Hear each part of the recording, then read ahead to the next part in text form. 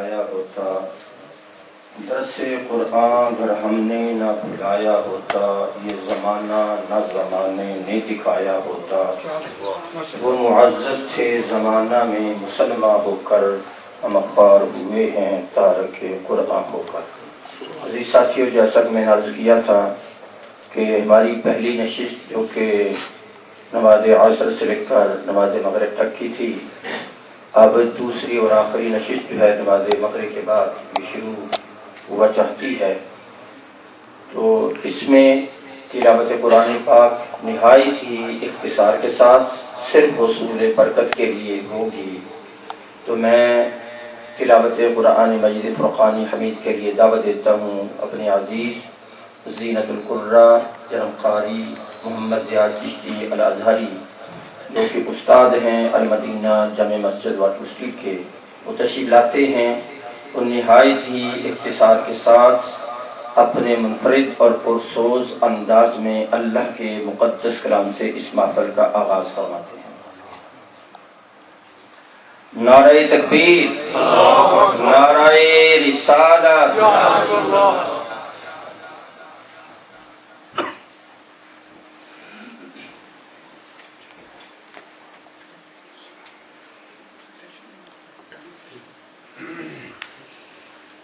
أعوذ بالله من الشيطان الرجيم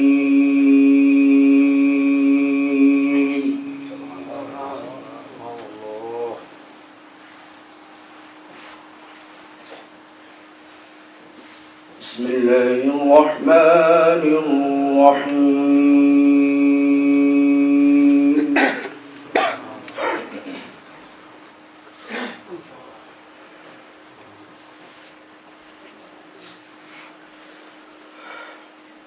الرحمن علم القرآن خلق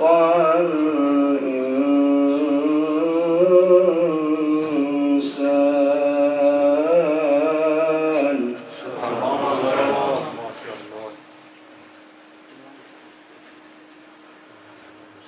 علمه البيان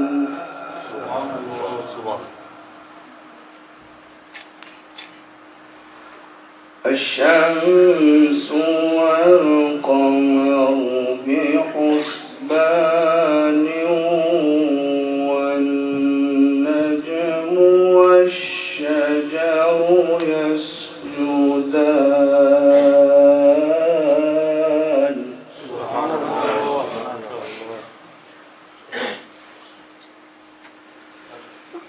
بسم الله الرحمن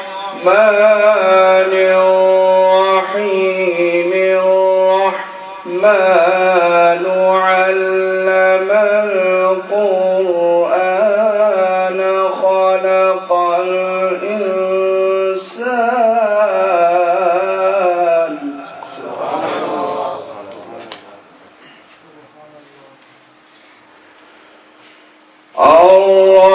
الرحمن علم القرآن خلق الإنسان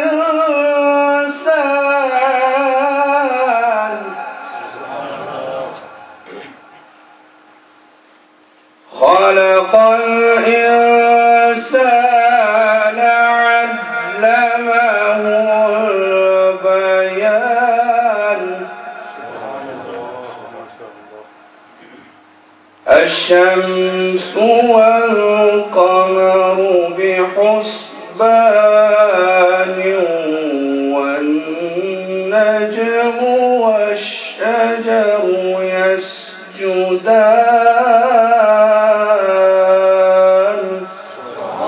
آمنت بالله صدق الله العظيم وصدق رسوله النبي الكريم الأمين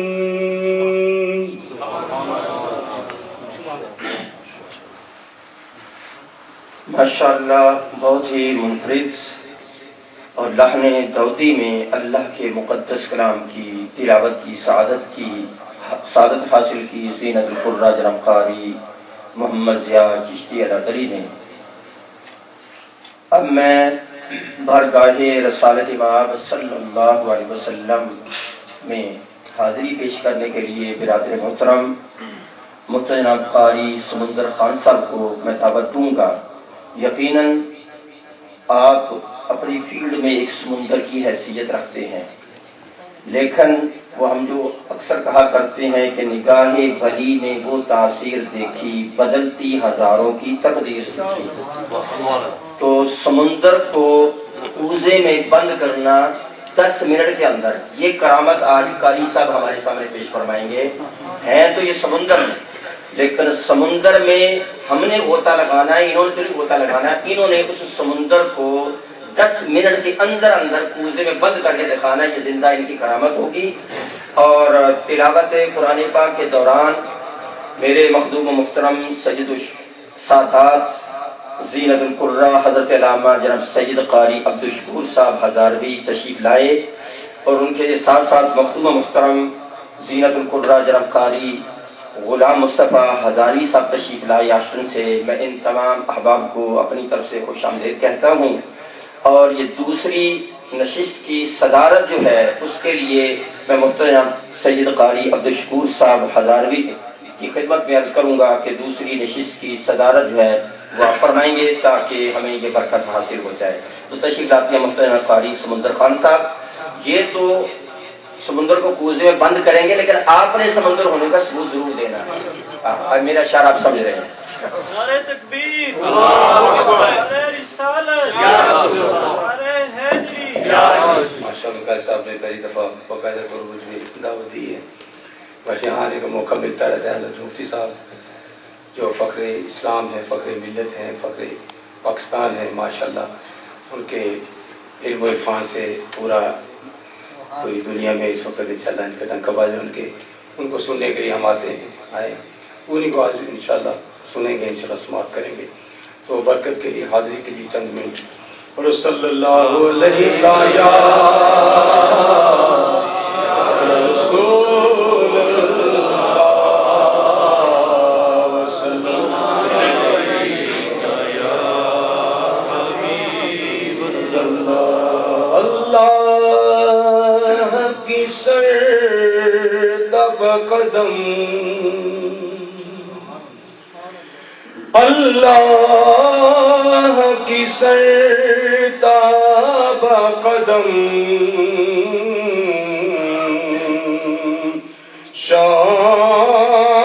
شان ہے یہ انسان نہیں انسان وہ انسان ہے یہ۔ اور قرآن یہ کہتا ہے ایمان ہے یہ،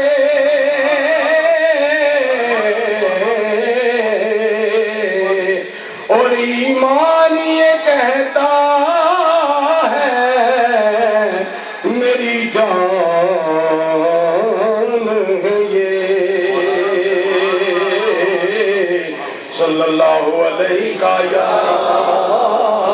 یا رسول اللہ وسلم علیہ یا میرے ساتھ مل کے پڑھے ہوئے زہے عز تو اطلاع محمد، مل کے پڑھیے زہیز تو اطلاع محمد کہ ہے عرش حق زیر پائے محمد۔ پڑھیے صلی اللہ علیہ وسلم صلی اللہ علیہ وسلم صلی اللہ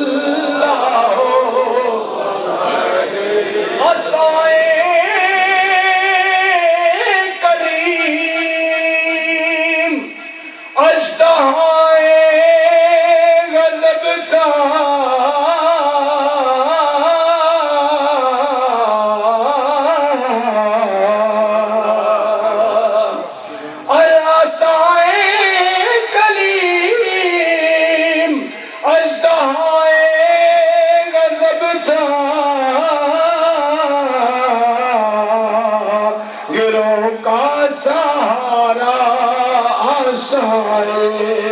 محمد پڑھیے صلی اللہ علیہ وسلم صلی اللہ علیہ وسلم رضا پل سے اب وجد کرتے گزریے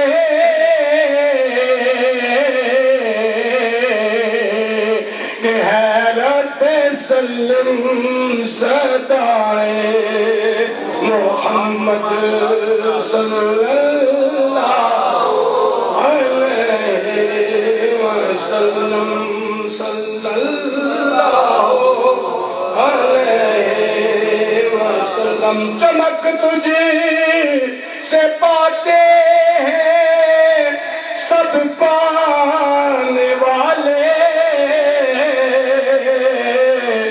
میرا دل بھی چمکا دے چمکانے والے اب کہہ دی میرا دل بھی چمکا دے چمکانے والے حرم کی زمین اور قدم رکھ کے چلنا ارے سر کا موقع ہے جانے والے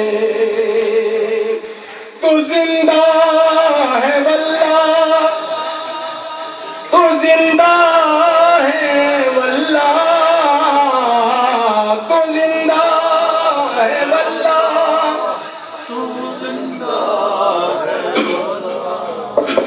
تو زندہ ہے واللہ تو زندہ ہے واللہ مل کے پڑھیے تو زندہ ہے واللہ تو زندہ ہے واللہ میرے چشم عالم سے چھپ جانے والے میرے چشم عالم سے چھپ جانے والے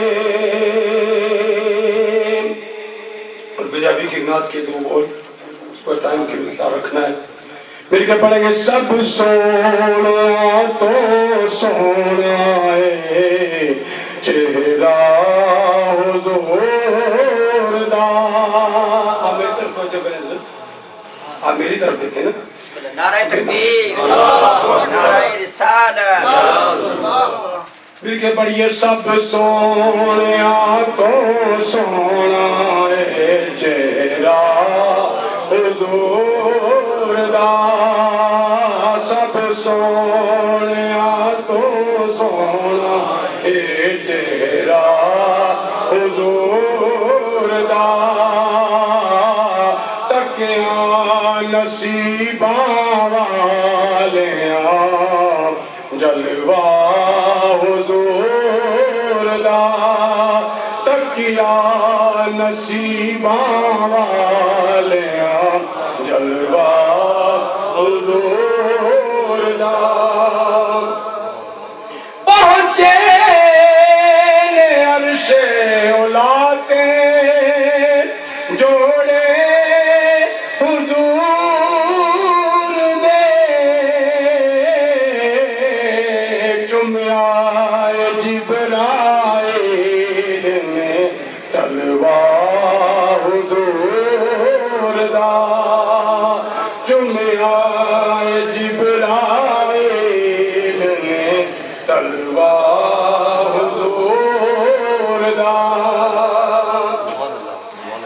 جو منگو جنا منگو جدو منگو حضور دیں دینے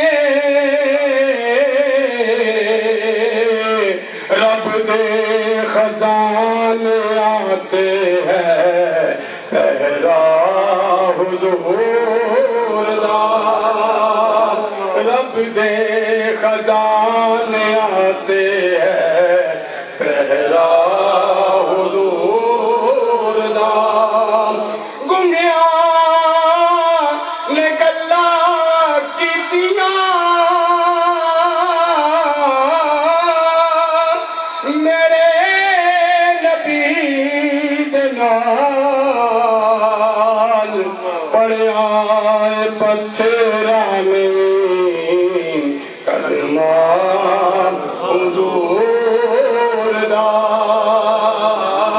پڑیا پتھراں میں کلمہ روشا کتبہ دا آقا سارے جگ دا داتا ہر کوئی یہ کھاندا یار صدقہ حضور دا ہر کوئی کھاندا یار صدقہ دا میرے نال مل کے ضرور ہے نعت ضرور پڑھنا رب فرمایا محبوبہ زمانے سارے تیرے نے رب فرمایا محبوبہ زمانے سارے تیرے نے عرش والے فرش والے دیوانے سارے تیرے نے عرش والے فرش والے دیوانے سارے تیرے رب فرماتا میں رازق ساری دنیا دا تو مالک ساری دنیا دا کسے منگتے نو نہ موڑے کسے منگتے نو نہ موڑے خزانے سارے تیرے نے کسے منگتے نو نہ موڑے خزانے سارے تیرے نے آزادہ وچے نمازاں وچے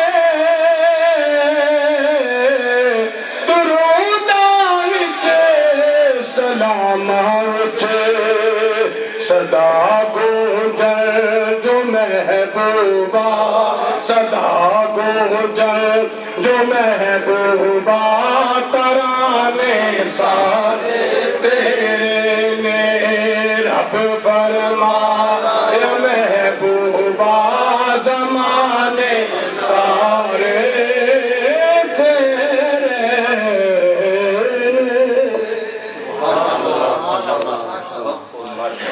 ماشاءاللہ آج تو واقعی قاری صاحب نے سمندر کو کوزے میں بند کرنے کا ثبوت دے دیا اللہ تعالیٰ ان کے ذوق کے اندر شوق میں لحن میں مزید برکتیں عطا فرمائے قبلہ قاری صاحب بارگاہ رسالت امام صلی اللہ علیہ وسلم میں گلہائی عقیدت پیش فرما رہے تھے تو ان کے ہدیہ کے دوران سید السادات حضرت علامہ جناب سید ریاض حسین شاہ صاحب دعوت برکاتہ العالیہ خطیب المدینہ جامع مسجد واٹوسی تشریف لائے ہم اپنی طرف سے ان کو خوش آمدید کہتے ہیں اور ان کے ساتھ ساتھ محترم جناب حضرت مولانا فاروق نورانی صاحب جامعہ قاسمیہ زاہدیہ سے تشریف لائے محترم حضرت علامہ محمد ریاض صاحب جامع مسجد حیات النبی وہ بھی تشریف لائے اور اسی طرح استاد العلماء حضرت علامہ مولانا محمد بشیر سیالوی صاحب رحمۃ اللہ تعالی علیہ کے لخت جگر حضرت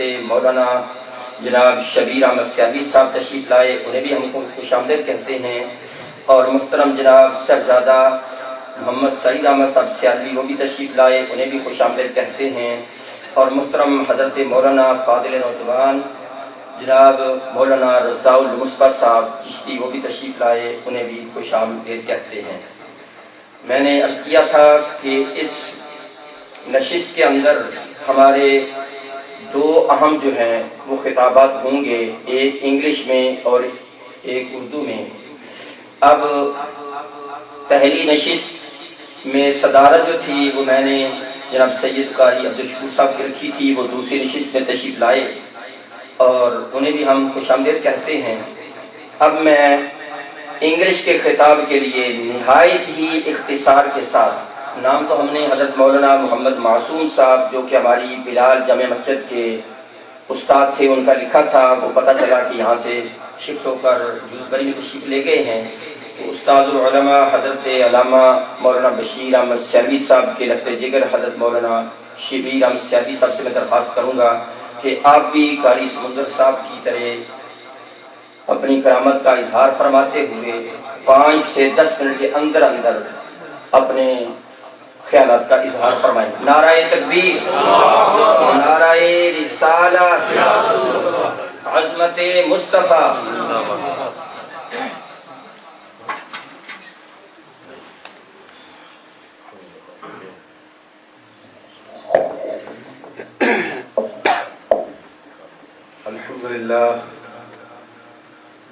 الحمد لله رب العالمين والعاقبة للمتقين والصلاة والسلام على أشرف الأنبياء والمرسلين وعلى آله الطيبين وأصحابه الطاهرين،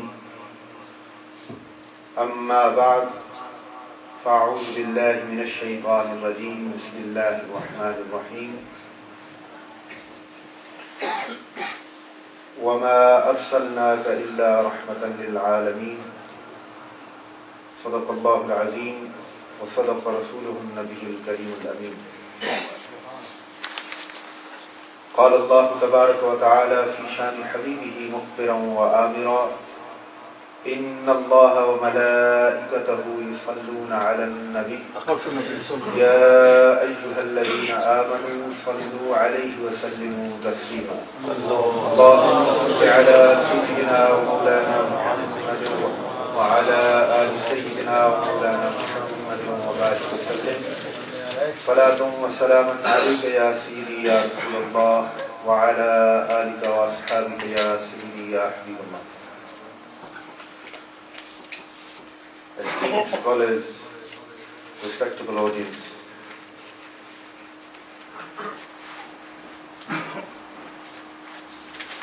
with the bounty and mercy of Allah subhanahu wa ta'ala, we are gathered here today in this program which has been arranged in honor of our noble and beloved Prophet Muhammad sallallahu alaihi wasallam. I pray to Allah subhanahu wa ta'ala that He accepts this humble offering from all of us and He make this a source of salvation for us on the day of judgment, inshallah.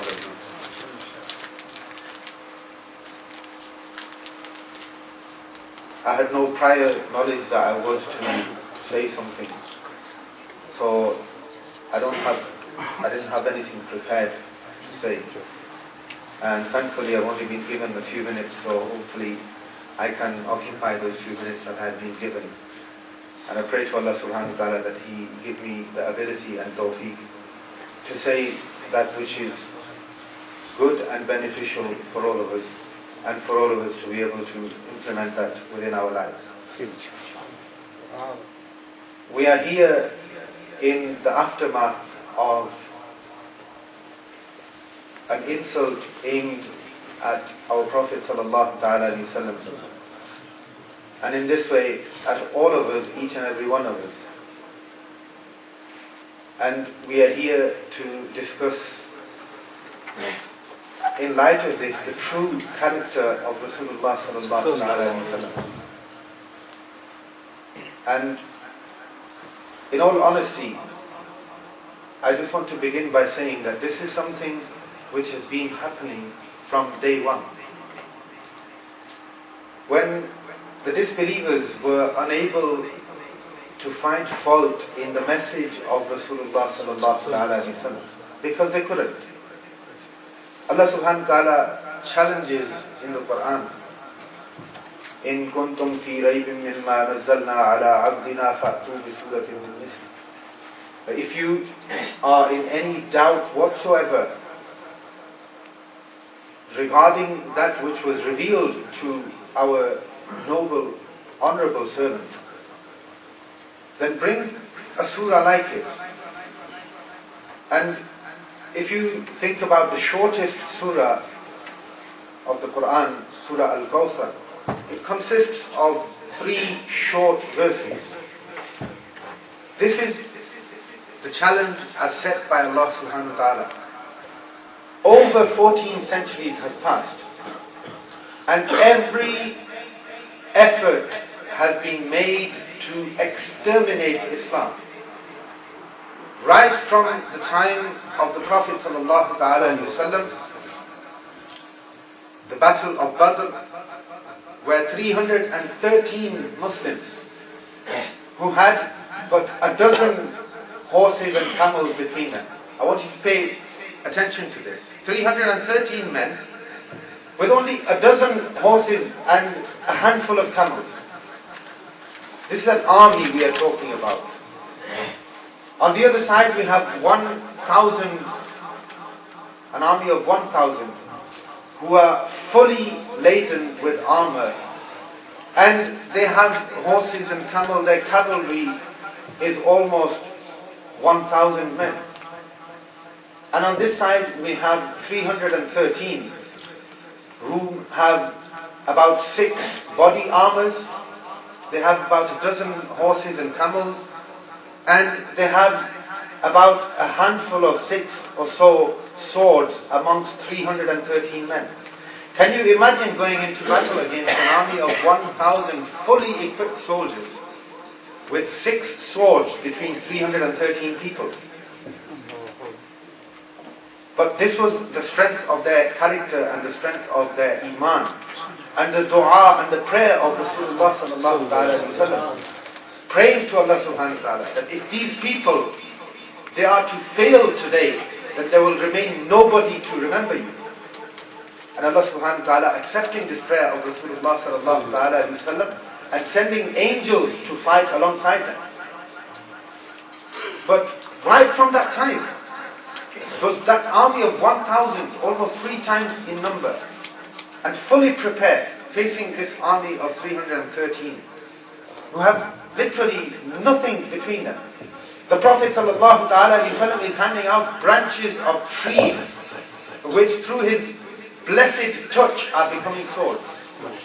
This is what they are using to fight with, to defend Islam and the honor of Rasulullah ﷺ. Right from that time, again, when we have the Battle of Uhud, the next major battle in the history of Islam, we have almost approximately 1,000 men, but this time including 300 hypocrites who at the critical point, at a critical juncture, they all drop arms and flee, leaving 700 Muslims approximately to face almost 3,000 men.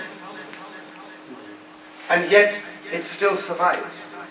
All of this effort made by non-Muslims of that time, the polytheists of Makkah, raising these armies, spending all that money, losing all those lives which they valued such a great deal, dying in order to exterminate Islam. And the only way they could see of exterminating Islam was to kill the Prophet ﷺ and physically exterminate the Muslims. When Allah subhanahu wa ta'ala presents them with this very simple challenge right from the very beginning, He says, if you believe that this is not the word of Allah subhanahu wa ta'ala, then bring a small surah like it. Over 14 centuries have passed. Every single effort has been made to physically exterminate Islam. Yet nobody has been able to accept this very simple, on the outset, an outlook which seemed like a very simple challenge by Allah subhanahu wa ta'ala. Nobody in these over 14 centuries has been able to accept it. This is something that we need to consider ourselves. How well in touch with the Quran are we? This amazing Quran. Efforts were made. These were people who called themselves Arabs. And to them, an Arab was someone who could speak. And the rest of the world were Ajami. They had no tongues. They could not speak. This was their definition of the division of the world. People who could speak and people who couldn't. This is how much they prided their language. And efforts were made. They went to their literary scholars of the highest order and they said to them, bring us something like this Surah Al-Kawthar. And the efforts they came up with, they were literally laughed away by their own people. They said, how can we present this in front of the Muslims as accepting this challenge? Allah subhanahu wa ta'ala, furthermore, He reinforces this challenge by when He says the beginning of Surah Al-Baqarah, Alif Lam Mim. Qadi Baydawi rahimahullah, he says that this is a reinforcement of that challenge of Allah subhanahu wa ta'ala. He's saying here that Alif, Lam, Mim, all of these such verses that consist of single letters known as Huruf Muqatta'at, these are reinforcing that challenge of Allah subhanahu wa ta'ala that every single sentence you speak, every word you speak is constructed of these very letters, yet you still will never be able to fulfill this challenge. So therefore this is something that has happened right from day one. When people have not been able to deny the message, when they have not been able to find fault in the message, the only thing left was to slander the Prophet sallallahu alaihi wasallam. Some people said he was, astaghfirullah, he was a magician. Other people said he was insane. Other people said he was a soothsayer. And so many things came to light, and these people, they tried to repel people away from the Prophet ﷺ and the message of the Quran by propagating such beliefs. This is not something that is happening today. My brothers, our duty today is to understand the Quran, the message that Rasulullah ﷺ brought for us, and to study the life of Rasulullah ﷺ. We are enraged by these actions. Most certainly we are. But do we actually, have we ever studied in that detail the life of the Prophet ﷺ? Have we actually tried to implement this within our very own lives? What are our social circles? What are we a physical manifestation of the Sunnah of the Prophet ﷺ? This is something that these attacks bring to light. Our strength and of Iman and character depends on the love of Rasulullah ﷺ, which can only, how can you love somebody you don't know? I leave you with this question. How can you love somebody you don't know? How well do you know the Prophet ﷺ? نعرہ تکبیر، نعرہ رسالت، عظمت مصطفیٰ. محترم جناب فاضل نوجوان حضرت مولانا شبیر احمد سیالوی صاحب اپنے خیالات کا اظہار فرما رہے تھے. ان کے خطاب کے دوران برادر طریقت محترم جناب قاری محمد راشد صاحب جامع مسجد غوثیہ سے تشریف لائے اور محترم جناب قاری محمد شبیر صاحب نگینہ جامع مسجد سے تشریف لائے. میں انہیں اپنی طرف سے اپنے احباب کی طرف سے خوش آمدید کہتا ہوں. گزشتہ حالات اسی حوالہ سے ناموس رسول صلی اللہ علیہ وسلم کے سلسلہ میں ہماری بلال جامع مسجد کے اندر ہمارے یہ تمام علماء کرام تشریف فرما تھے. تو اولڈم کے تمام علماء کی نمائندگی کرتے ہوئے خطیب العصر حضرت علامہ مفتی خان محمد قادری صاحب نے اپنے خیالات کا اظہار فرمایا تھا. اس وقت ہماری مسجد میں علماء کرام کی کثیر تعداد موجود ہے. ایک کو اگر میں دعوت دوں تو یقیناً کافی ٹائم لگے گا. میں امید کرتا ہوں کہ تمام احباب جو ہے ہماری دعوت پہ تشریف لائے، اللہ تعالیٰ ان کو قدم قدم پر اجر و ثواب عطا فرمائے۔ ان تمام احباب کی سرپرستی اور نمائندگی کرتے ہوئے سید السادات حضرت علامہ جناب پیر سید ریاض حسین شاہ صاحب دعوت برکاتہم العالیہ، جنہوں نے ہماری حوصلہ افزائی فرماتے ہوئے سرپرستی فرماتے ہوئے آپ پرلے سے تشریف لائے ہیں، میں ان سے درخواست کرتا ہوں کہ وہ تشریف لائیں اور اپنے خیالات کا اظہار فرمائیں۔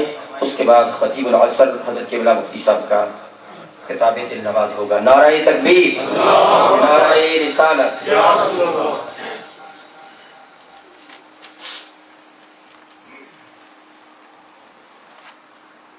نحمده ونصلي ونسلم على رسوله الكريم وعلى آله وأصحابه وأزواجه أجمعين،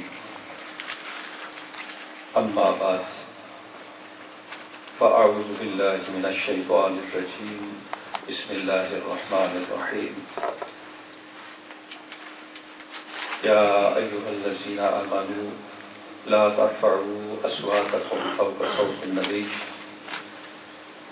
ولا تجهروا له بالقول كجهر بعضكم لبعض أن تحبط أعمالكم وأنتم لا تشعرون، صدق الله العظيم۔ إن الله وملائكته يصلون على النبي يا أيها الذين آمنوا صلوا عليه وسلموا تسليما، اللهم صل على سيدنا محمد وعلى آل سيدنا ومولانا محمد وبارك وسلم علیہ۔ حضرات علماء کرام اور معزز و محترم سامعین حضرات، آج کی یہ پروقار تقریب تحفظ ناموس رسالت کانفرنس اور 11ویں شریف کے عنوان سے موسوم ہے۔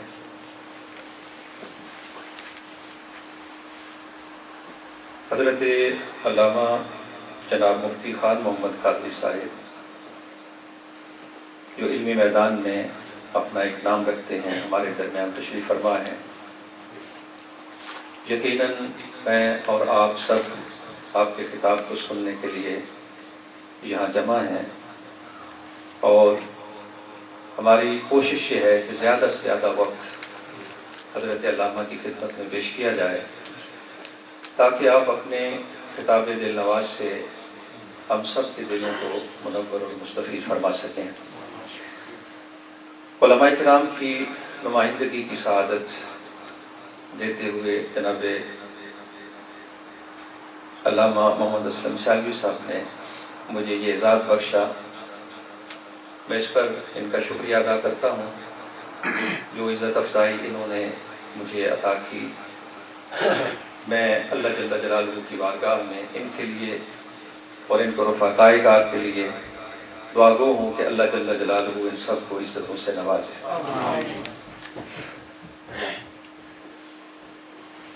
صرف ایک چھوٹی سی بات آپ حضرات کی خدمت میں میسج کے طور پر عرض کرنا چاہتا ہوں۔ آج کل ٹی وی پر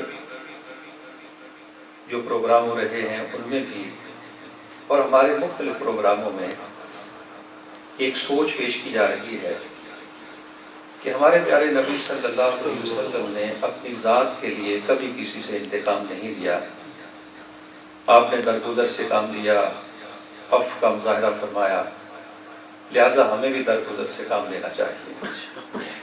یہ ایک سوچ ہے جس سوچ کو ٹی وی پر بھی لوگ بیٹھے ہوئے پیش کرنے کی کوشش کر رہے ہیں، ہماری محافل میں بھی اس کو پیش کرنے کی کوشش کی جا رہی ہے، لیکن میں سمجھتا ہوں کہ اس میں تھوڑا سا ڈیپلی جانے کی ضرورت ہے۔ اس میں کوئی شک نہیں کہ ہمارے پیارے نبی صلی اللہ علیہ وسلم نے زندگی میں اپنی ذات کے لیے کسی سے انتقام نہیں لیا، اس میں کوئی شک نہیں، لیکن جب کبھی اللہ جل جلالہ کی حدود کو توڑنے کا معاملہ آیا تو وہی رحمت للعالمین جس کی رحمت کے سائے تلے سارا جہان بن رہا ہے وہ سراپا انتقام بن جاتے تھے، اور نبی کریم صلی اللہ علیہ وسلم نے اللہ کی حدود کو توڑنے والے کو کبھی بھی معاف نہیں فرمایا۔ اب اگر سبق لینا چاہیں نبی کریم صلی اللہ علیہ وسلم کی حیات طیبہ سے، کوئی آدمی ہمارے ساتھ زیادتی کرے، ہمیں گالی دے، ہماری بےزتی کرے، ہماری عزت پر ہاتھ ڈالنے کی کوشش کرے، تو بلا شبہ نبی کریم صلی اللہ علیہ وسلم کی سنت کا تقاضا یہی ہے، اسوہ حسنہ کا سبق یہی ہے کہ ہمیں درگزر سے کام لینا چاہیے، ہمیں انتقام نہیں لینا چاہیے، ہمیں درگزر کرنی چاہیے، معاف کر دینا چاہیے۔ لیکن جب معاملہ ہو نبی کریم صلی اللہ علیہ وسلم کی عظمت پر ہاتھ ڈالنے کا، اور مجھے یہ کہنے دیجیے کہ اللہ جل جلالہ کے جتنے بھی شعائر ہیں ان میں سب سے بڑا شعار ہمارے پیارے محبوب حضرت محمد مصطفیٰ صلی اللہ علیہ وسلم کی ذات ہے۔ تو جب آپ کی شان میں گستاخی کی جائے گی، آقا علیہ الصلوۃ والسلام معاف فرما دیتے ہیں، یہ ان کا حق ہے، یہ ان کا اسوہ حسنہ ہے، یہ ان کے اخلاق کا اعلیٰ نمونہ ہے جس کی نظیر ہمیں کائنات میں نہیں ملتی۔ لیکن کیا امتی کو بھی یہ سبق لینے کی کوشش کرنی چاہیے کہ چونکہ میرے نبی صلی اللہ علیہ وسلم نے اپنی ذات کے لیے انتقام نہیں لیا، لہذا کوئی نبی علیہ الصلوۃ والسلام کی شان میں جو بھی گستاخی کرتا پھر ہمیں درگزر سے کام لینا چاہیے۔ نبی علیہ الصلوۃ والسلام کا اسوہ یہ ہے کہ تمہاری ذات پر اگر کوئی حملہ کرتا ہے تو درگزر سے کام لو، لیکن اللہ جل جلالہ کی حدود کو توڑنے کی کوشش کی جائے تو پھر درگزر نہیں ہوگی، پھر جو کچھ بھی آپ کر سکتے ہیں وہ آپ کو کرنا ہوگا۔ نعرہ تکبیر، نعرہ رسالت، عظمت مصطفیٰ، غلام ہیں غلام ہیں غلام ہیں غلام ہیں غلامی رسول میں سبحان اللہ۔ میری اس گفتگو کا کوئی آدمی یہ مقصد نہ لے کہ ہمیں یہاں جیسے پاکستان میں مظاہرے ہوتے ہیں اس طرح کے مظاہرے کرنے چاہیے، توڑ پھوڑ کرنی چاہیے، ملک کا قانون اپنے ہاتھ میں لینا چاہیے۔ کوئی آدمی میری اس گفتگو کا یہ مقصد نہ لے۔ آج کے دور میں نبی علیہ الصلوۃ والسلام کی عظمت اور آپ کی ناموس پر جو ہاتھ ڈالا گیا، اس کے تحفظ کے لیے ایک مسلمان جو کچھ بھی کر سکتا ہے اسے کرنے کے لیے میدان عمل میں آنا چاہتے ہیں۔ اب ظاہر ہے کہ جس قسم کے حالات میں ہم رہ رہے ہیں، ان حالات میں رہتے ہوئے صرف جذبات کا اظہار کافی نہیں۔ اپنے جذبات کے اظہار کے لیے ہمیں عقل کو پیش نظر رکھنا ہوگا، پوری سمجھداری کے ساتھ کوئی ایسا سٹیپ لینا ہوگا۔ اگر ہم اپنے جذبات کا اظہار کر لیتے ہیں، نعرے لگا لیتے ہیں اور توڑ پھوڑ کر لیتے ہیں تو اس کا نتیجہ کیا ہوگا؟ کیا یہ گستاخی رک جائے گی؟ ضرورت اس امر کی ہے کہ ہم پوری سمجھداری کے ساتھ پوری عقل کو استعمال کرتے ہوئے ایسے ٹھوس قسم کے اقدامات کرنے کی کوشش کریں کہ آقا علیہ الصلوۃ والسلام کی شان میں گستاخی کا یہ دروازہ ہمیشہ کے لیے بند ہو جائے۔ اس کے لیے عالمی عدالت میں جانا پڑے تو وہاں جانے کے لیے تیار ہو جائیں، اس میں پٹیشن کرنی پڑے تو پٹیشن کے لیے تیار ہو جائیں، اس میں کوئی مظاہرہ کرنا پڑے تو پرامن مظاہرے جیسے ہو رہے ہیں اس میں اپنے آپ کو پیش کرنے کی کوشش کرنی چاہیے۔ بہرحال بحیثیت ایک امتی کے یہ سبق دینا کہ جس طرح نبی کریم صلی اللہ علیہ وسلم نے درگزر سے کام لیا، کوئی بکتا ہے تو بکتا پھرے، تم خاموشی کے ساتھ اپنے گھروں میں بیٹھے رہو، اسے ہم درگزر کا نام نہیں دیں گے، اسے عفو کا نام نہیں دیں گے، اسے جو کم از کم نام دیا جا سکتا ہے وہ بے غیرتی کا نام ہے، جو اس کے علاوہ کوئی اور نام ہم اسے نہیں دے سکتے۔ بہرحال برادران اسلام، بات یہ ہے کہ اپنے دلوں کے اندر جو نبی کریم صلی اللہ علیہ وسلم کی محبت کے جذبات ہیں، ان جذبات کو ہمیشہ جوان رہنا چاہیے۔ یہ جذبات مر گئے تو یوں کہہ لیجئے کہ ایمان کا جنازہ نکل گیا۔ نبی کریم صلی اللہ علیہ وسلم کی محبت ہی ایمان کی اصل ہے، نبی علیہ الصلوۃ والسلام کی محبت ہی ایمان کی جڑ ہے، نبی علیہ الصلوۃ والسلام کی محبت ہی ایمان کی بنیاد ہے۔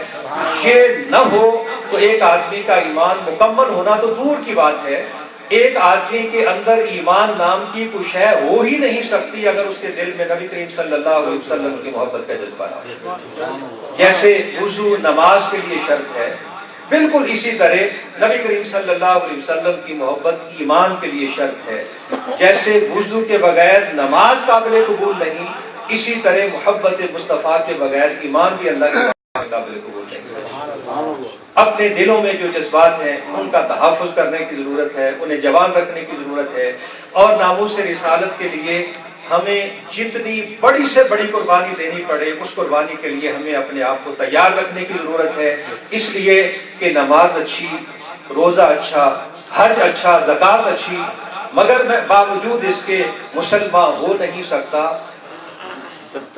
نکٹ بنوں جب تک کہ میں کھا جائے بطحا کی عزت پر، خدا شاہد ہے کامل میرا ایمان ہو نہیں سکتا۔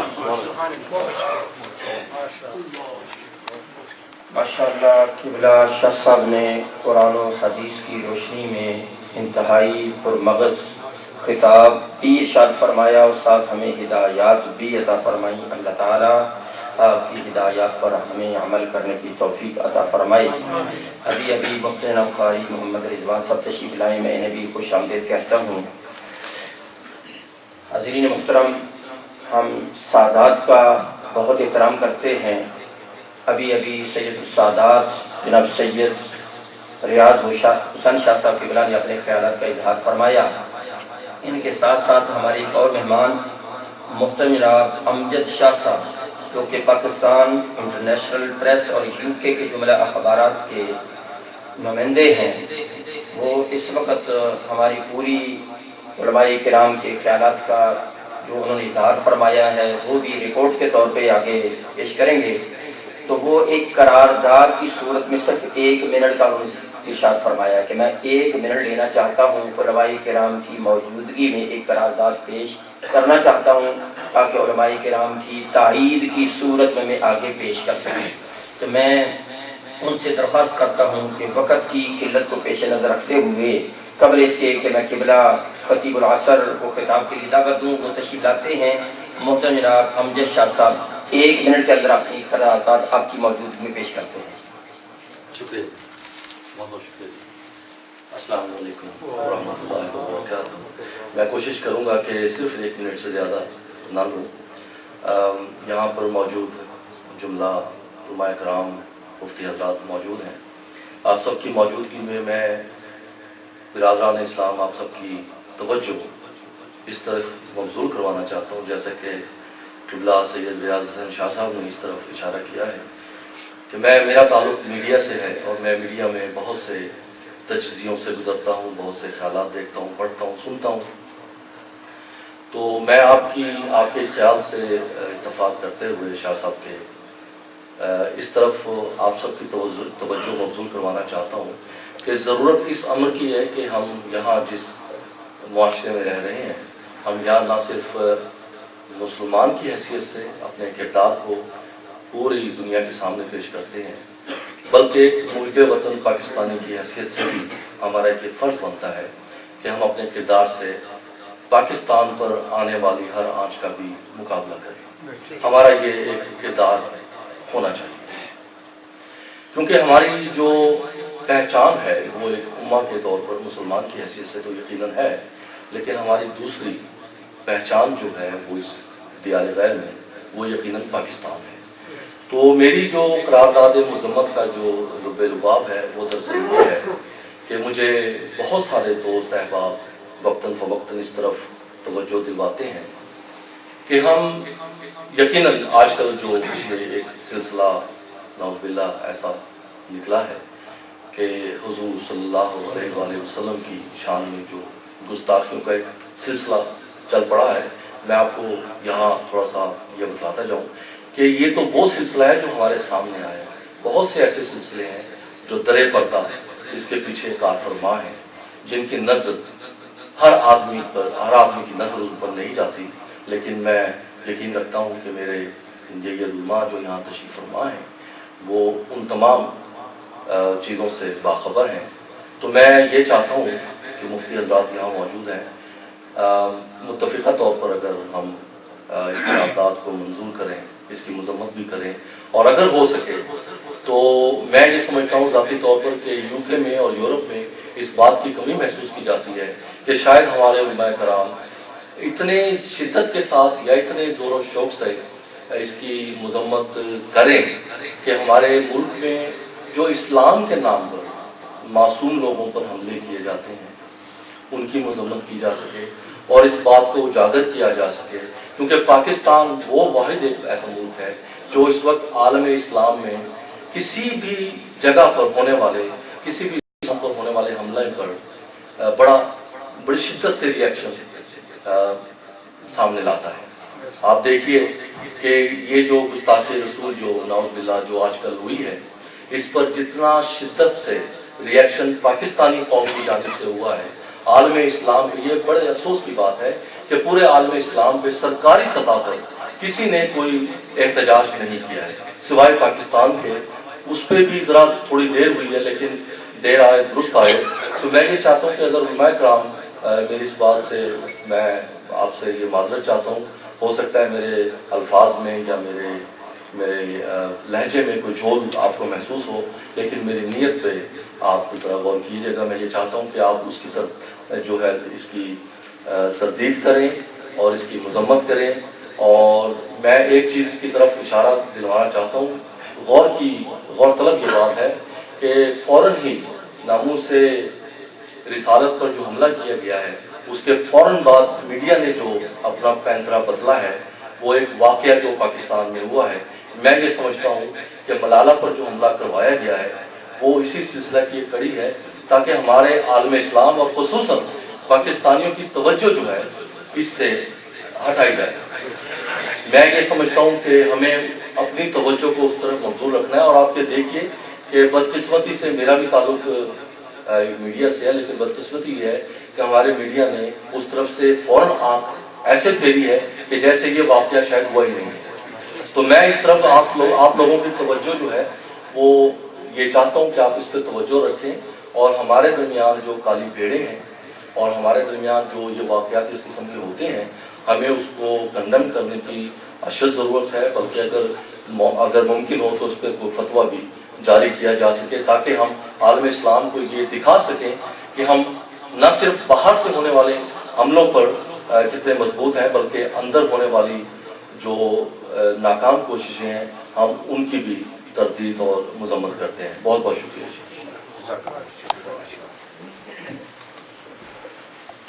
वो तशरीफ़ लाए सवेरे सवेरे, वो तशरीफ़ लाए सवेरे सवेरे, गले मिल रहे हैं उजाले अंधेरे। बदों को भी फरमाया ये भी है मेरे, मैं सदक़े मैं कुर्बान तेरे। मदीने में क्या है बस इसी से समझ लो, मदीने में क्या है बस इसी से समझ लो, फरिश्ते लगाते हैं दिन रात फेरे। मैं क़बल इसके खतीबुल असर हज़रत अल्लामा जनाब मुफ्ती खान मोहम्मद क़ादरी साहब दामद बरकातुहुल आलिया को दावत खिताब दूँ। मैं आपके खिताब से पहले एक मरतबा फिर और अपनी तरफ से, अपनी इंतज़ामिया के अहबाब की तरफ से तमाम मुअज़्ज़ज़ उलमाए किराम का दिल की खाक गहराइयों से शुक्रगुजार हूँ कि जब भी आप अहबाब को मदऊ किया जाता है, आप हमारी हौसला अफजाई फरमाते हुए यहाँ तशरीफ़ लाते हैं। और मैं खालिसतन इस नीयत से आप अहबाब को यहाँ दावा देता हूँ कि नबी अकरम सल्लल्लाहु अलैहि वसल्लम के इरशाद के मुताबिक कि मन ज़ारा आलिमन फ़कअन्नमा ज़ारनी वमन साफ़हा आलिमन फ़कअन्नमा साफ़हनी वमन जालसा आलिमन फ़कअन्नमा जालसनी। कि जो मेरी उम्मत के किसी आलिम की ज़ियारत करेगा गोया वो मेरी ज़ियारत करेगा, जो उससे मुसाफा करेगा वो मुझसे मुसाफा करेगा, जो उनकी मजलिस में बैठेगा वो गोया मेरी मजलिस में बैठेगा। यहाँ फूल होते हैं वहाँ कांटे भी होते हैं, हर फूल की अपनी अपनी खुशबू होती है। तो इस सादत को हासिल करने के लिए आप अहबाब की हौसला अफजाई के लिए, अपने अहबाब की हौसला अफजाई के लिए आपको मैं दावत देता हूँ। अल्लाह ताला आपको कदम कदम पर अजर अज़ीम अता फरमाए कि आप तशरीफ़ लाए, हमारी हौसला अफजाई फरमाई। मैं अपनी फ़िलहाल जामे मस्जिद के अहबाब की जो मुंतज़मीन हैं उनका भी शुक्रगुजार हूँ कि उन्होंने भी हमारी हौसला अफजाई फरमाई। इसी तरह अल मदीना जामे मस्जिद वाटुस्ती, हमारी ग्रीन गेट जामे मस्जिद और हमारी विला रोड जामे मस्जिद और जामे मस्जिद गौसिया और नबीना मस्जिद, इन अहबाब की तरफ से जो भी हमारे आइम्मा हज़रात तशरीफ़ लाए, अहबाब खुद तशरीफ़ लाए, अल्लाह ताला इनको अजर अज़ीम अता फरमाए। अब बिला तख़ीर मैं दावत खिताब देता हूँ दुनिया इस्लाम के अज़ीम स्कॉलर मुबल्लिग़ इस्लाम सरमाया अहले सुन्नत खतीबुल असर حضرت الحافظ جناب مفتی خان محمد قادری صاحب کو کہ آپ تشریف لائیں اور اپنے خیالات کا اظہار فرمائیں۔ نعرہ تکبیر، نعرہ رسالت، عظمت مصطفیٰ، عظمت مصطفیٰ۔ آپ تمام احباب جانتے ہیں کہ آپ کا موضوع جو ہے ذات رسالت صلی اللہ علیہ وسلم پر کفار کی طرف سے ہونے والے اعتراضات جو ان کے جوابات کے حوالے سے